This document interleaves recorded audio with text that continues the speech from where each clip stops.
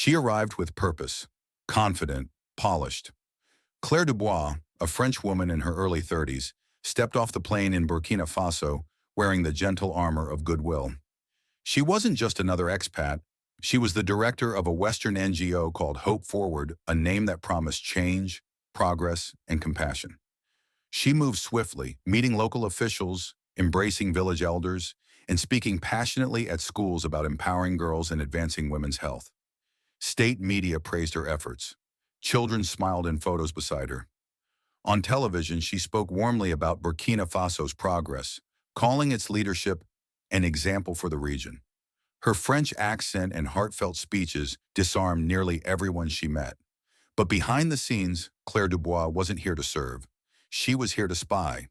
Beneath her flowing scarves and humanitarian mission reports lay encrypted phones, satellite data, and hidden loyalties.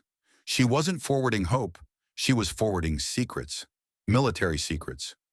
While she handed out books and vitamins by day, by night she was collecting far more dangerous items.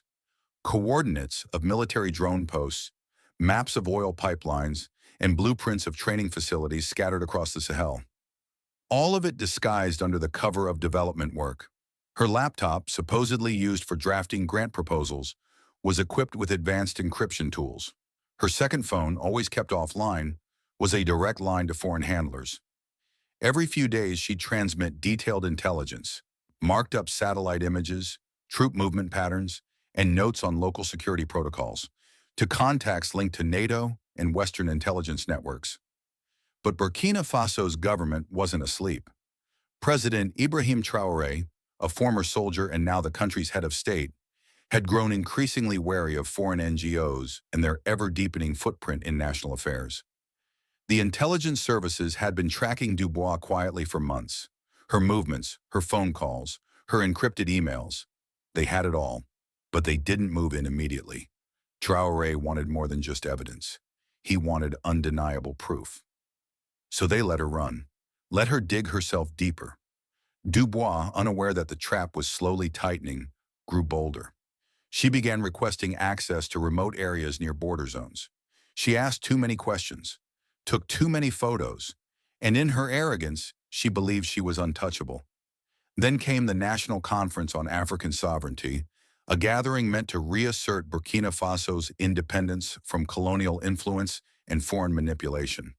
The stage was set, cameras rolled, diplomats, journalists, and citizens gathered, expecting policy announcements. Instead, they got a revelation. President Traore stepped forward.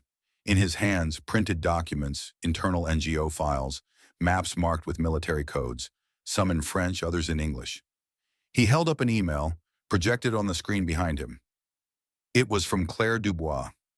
The room fell silent. In a calm but steady voice, the president laid out the truth. Dubois was not a friend of Burkina Faso. She was a mole, a foreign operative who used charity to gain access to national secrets.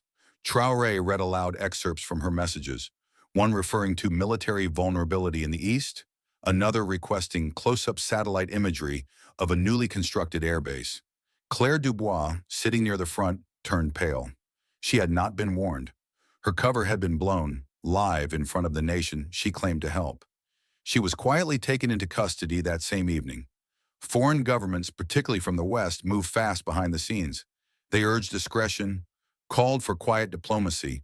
Some suggested she be deported silently to avoid a scandal. But Traore was resolute. There will be no silence, and he said, this was not just a violation of our sovereignty, it was a betrayal of our trust. Justice must be public. And with those words, the story went global. The image of a French humanitarian turned spy shocked many, but not those who had long suspected deeper motives behind foreign aid in Africa. For decades, whispers had followed certain NGOs, linking their activities to surveillance and influence campaigns. Now, in Claire Dubois, there was a face, a case, a confirmation. Ibrahim Traore stood firm, not just for Burkina Faso, but as a symbol of resistance against the quiet, creeping hand of modern colonialism. Claire Dubois, the woman who came with promises, left in silence. Not as a hero, but as a warning. Because in the end, hope cannot be faked, and sovereignty cannot be bought. If you found this video useful and informative, please consider subscribing to our channel. Share your thoughts in the comments and let us know your perspective on this crucial issue.